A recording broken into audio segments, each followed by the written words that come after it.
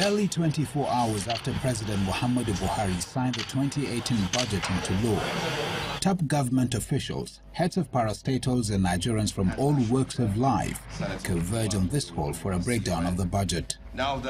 First, the Minister of Budget and National Planning gives an overview of how the 2017 budget fared and informs the gathering on the next steps the executive intends to take to understand why the National Assembly introduced some projects into the budget.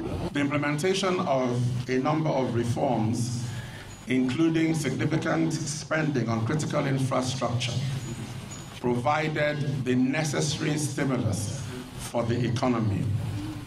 And it is this spending, the expansionary fiscal policy and fiscal stance of this government, together with the various measures that we put in place that led to the economy emerging from recession by the end of the second quarter of 2017. And next, he tells Nigerians how the 2018 budget will be funded through aggressive revenue generation.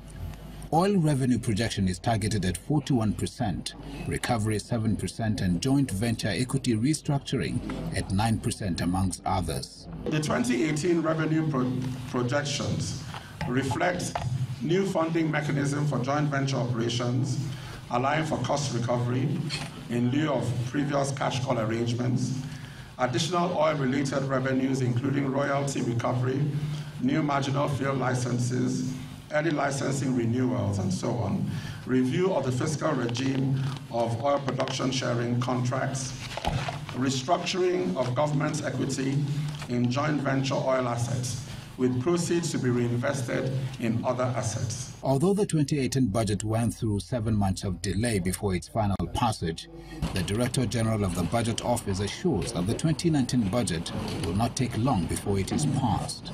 The fact that this event is holding just a day after the budget was signed underscores the seriousness we attach to what we have come to do here today, as well as the sense of urgency with which we must now approach the execution of this budget.